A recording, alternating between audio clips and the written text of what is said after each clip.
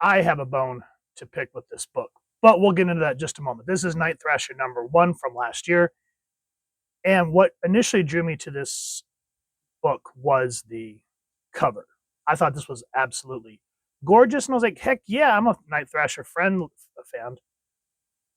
Haven't enough coffee. I don't know, you guys always catch me when I'm just not caffeinated enough. So I was like, all right, I threw it in my read box, and it's just been a while. Finally diving into it. And before we get into everything, this is Night Thrasher Remix. Don't call it a comeback. Ugh.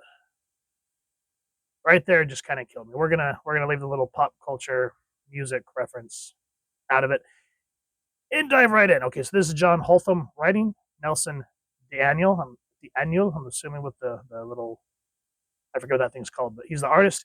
Matt Tamila doing the color artist. VC's Travis Lanham doing the lettering. Alan Kua, the cover artist. And then, of course, your 6,000 variant covers. And then there's everyone else associated with the book. If you're curious about Night Thrasher and you haven't read them, there's that read up. Pause it, check it out at your convenience. So the stuff that's kind of the bone picking, I'm going to set it aside for now. We're just going to kind of focus on the story. So essentially, Night Thrasher is returning to New York.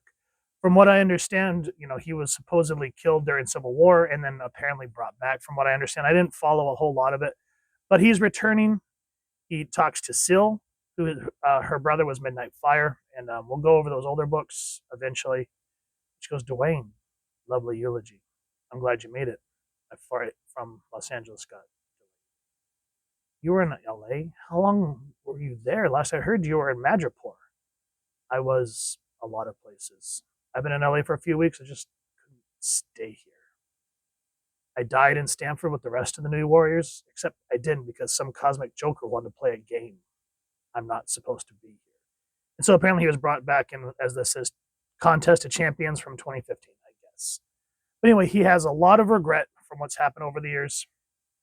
And he essentially just coming to New York to say that he is shutting down the Taylor Foundation that his parents set up, saying that there's a lot, even though they've done a lot of good, there's still a lot of, the foundation was started in lies and death. It's been a sham for years. The only way to fix it is to tear it down. But even though he wants to do this, he realizes that there is a lot of trouble in Harlem. And so he has to essentially retake the mantle of Night Thrasher. And as he finally suits up, like Syl tells him, those were the good days. Because they were a good crew. Rage, Microbe, Namorita, Danielle. But what good did any of it do for anyone? We did a lot of good. And still can. Why else are you still here? I tried to be the person I was, just like old times, except I wasn't. But as I said, he comes back to being Night Thrasher and even says, yeah, okay, this feels pretty good to be back. This is where the kids ran. I want to put all this behind me, but here I am. Maybe this is all that I am. If I can give Harlem some peace, maybe I can find some. So essentially, Harlem's trying to get upgraded with newer shops and to try to make it a place that people can be proud of. And there's been robberies, muggings, and that's where these kids come into play. And Night Thrasher essentially has bit off more than he could chew as he finds out that the person leading the kids is someone from his past. And he says, I'm staying, I'm seeing this through. I'm going to fix it. Dwayne, what happened to you? I have work to do. So overall, I will say that the writer is in the right spot. I feel like bringing characters like Syl, because she's always been like a lightning rod for Dwayne. And so I appreciate that. But I've said this before in past reviews. Go back to the way it was back in the 70s, 80s, all the way back. Make the cover artist the interior artist. Because you want to sell books. That's part of a business model. Yes, comics are entertainment, but it's also a business. And you want to draw people's eyes to make them want to buy it. And I believe I got this one when I was in New York. I think I grabbed this off the rack in Midtown. I can't remember off the top of my head. But anyway, I was like, yeah, this is great. And then I crack it open. Now, the art's not terrible. I will say that. It's not horrible like some of the books, because we've gone over some bad art. Don't get me wrong. This, for me, to a degree, not 100%, but if you look at certain panels, like when they first reintroduced Dwayne here, and I will say that I love that the art team did incorporate the title into the panel. So good on them. You can just see, like, the inspiration, like you can see Hellboy standing there, or Abe Sapien. So it has that vibe, but then that should have been the cover. Like, I was kind of hoping that the book was going to look like this.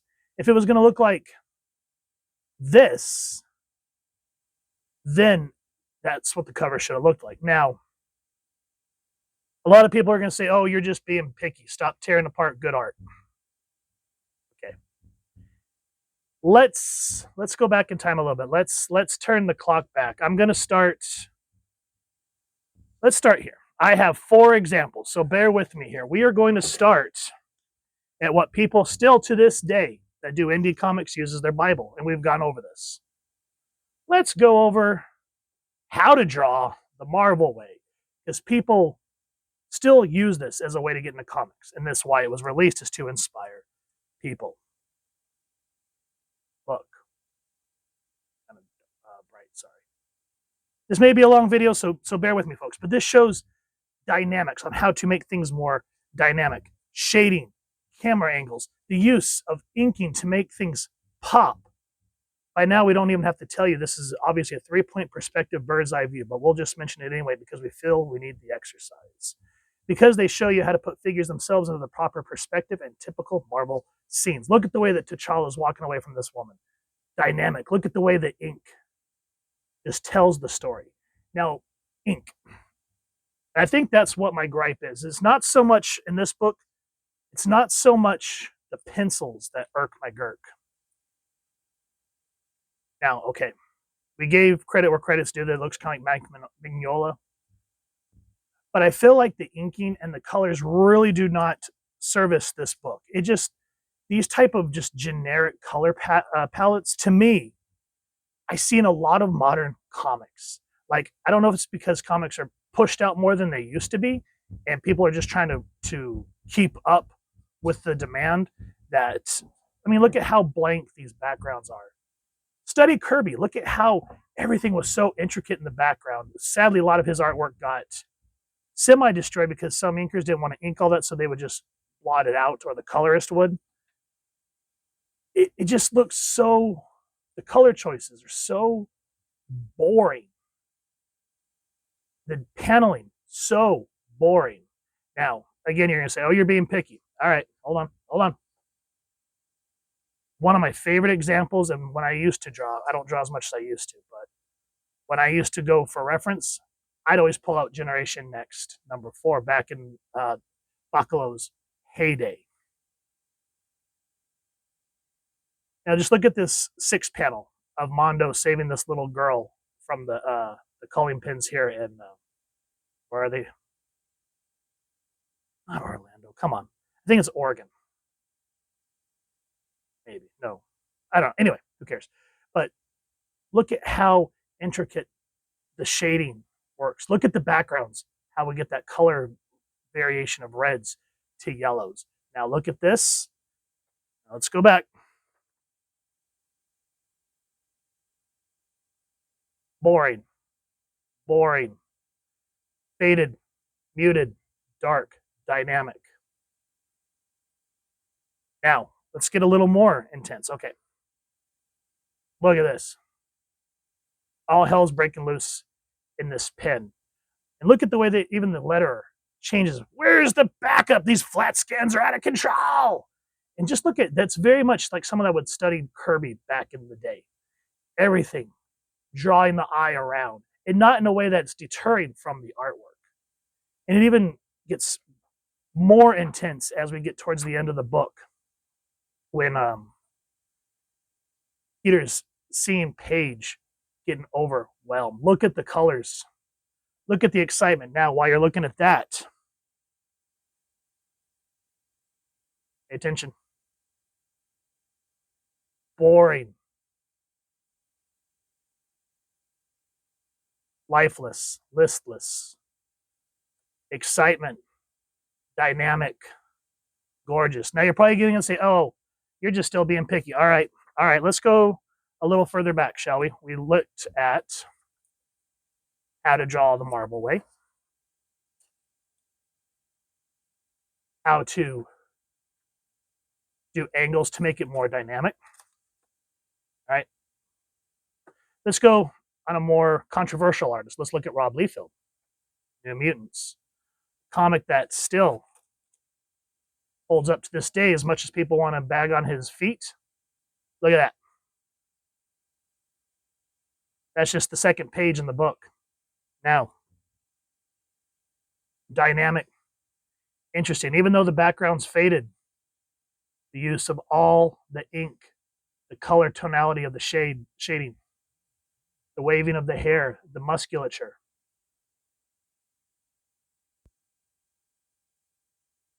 Boring, muted, flat, boring. Even if this individual, the art team studied Mike Mignola, they would notice that when he does Hellboy, yes, it kind of has this chiseled kind of dark look, but it would be more, what's the word I'm looking for? Kind of like that 70s pop comic. You would very much have things just more dynamic in that sense. And that's what I'm saying is the story is all right.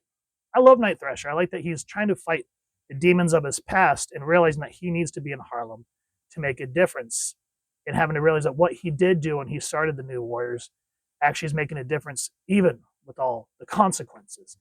But the art team needs to step back, look at this. Or my buddy hooked me up with this. I think he went to Mile High Comics, and I appreciate you, Marcus. Thank you, homie.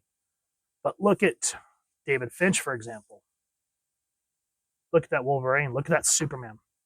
Imagine if they would have gotten an artist like David Finch. Hell, even Greg Capullo, Todd McFarlane. Now imagine something like this. Okay, so here's Darkseid. I think this is Darkseid. Yeah, the Omega belt. Now, in this, where'd the book go? Got too many books going on here. Hold on.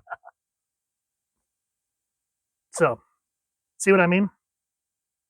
Dynamic, grabs your eye. Now, if the interior artists would have collabed and made the book more dynamic when they introduced Rage, the villain, imagine if they did something like this with that Kirby Crocker. You could tell Finch studied Kirby and all the artists back in the day. It's got that updated Silver Age style. Now, if they would have done something like that with Rage here instead of bland, because this is the introduction of the villain of the book. He deserves a full page spread instead of smashing it in 1, 2, 3, 4 panels. Imagine him standing there like this. And it doesn't have to be Kirby Crackle, but see how he has this barrel of fire behind him? Imagine if that's just like... And the way he's standing, it looks almost like a crucifix in a sense. So it could be like, you want to get symbolic, you can make it look like he is the Antichrist of Harlem. Have the hellfire going on behind him, the way he has his arms spread, in a full page panel like this. It's stuff like that, the visual storytelling that we're missing from modern comics. That's why I get so damn rough on books, and why I say, yes, okay. Now, in terms of cover artists and interior artists, I do feel like maybe, let me know if I'm just crazy here. But if it's like a big event book like Crisis on Infinite Earths, then yeah, you can make the pages dynamic. So, for example, I wasn't a big fan of the new Secret Wars that happened, what was it, 2017, 2016, somewhere around there. The interior artist, I think that was, I can't remember if it was Eastside Ribic or Jerome Opina. I can't remember, but the interior artwork was gorgeous. And it was different from the cover, because the cover artist, or at least the main cover artist, not the 6,000, but the primary one was Alex Ross. And the covers were beautiful. And then you open up and you get and it might have been David Acuna too. I'm probably getting the names wrong. Feel free to make fun of me down in the comments. But it still serviced the story. These, like this, compared to this, I feel is just too damn of a stark contrast. And I just kind of feel like it's a bait and switch, because you're thinking, again, like I said, this drew my eye. I was like, hell yeah, I'm going to read some Night Thrasher. And then I was like, oh god, this looks like every other modern comic book artist. I'm sorry, but the colors, the inking, it's boring. It doesn't convey anything. You're reading, and that's why I said the story of the writer's fine for me. But the visuals are boring as shit. I would have loved to have seen stuff like this. Or again, going back traditional, getting a more OG Marvel comics, how to draw a Marvel. I mean, look at this, these rough sketches. Look at the dynamicness of Doom. I think that's Namor, and then Captain America. Look at the dynamic poses compared to how we're first reintroduced to Night Thrasher. Again, we're being reintroduced to the character. This even says that, it says when you open the damn book, it says, shit, where was it? Might have been at the end. I can't remember where I read it. Right here. We hope you enjoyed our inaugural issue of Night Thrasher. Series cover art, okay, blah, blah, blah, blah. But inaugural reintroduction of the character. So when we actually get to see Night Thrasher, this should have been a full spread page. Just like, okay,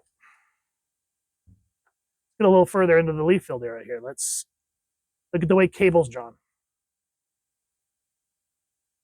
And then, let me see if I can find it. Because this is the first appearance of Deadpool.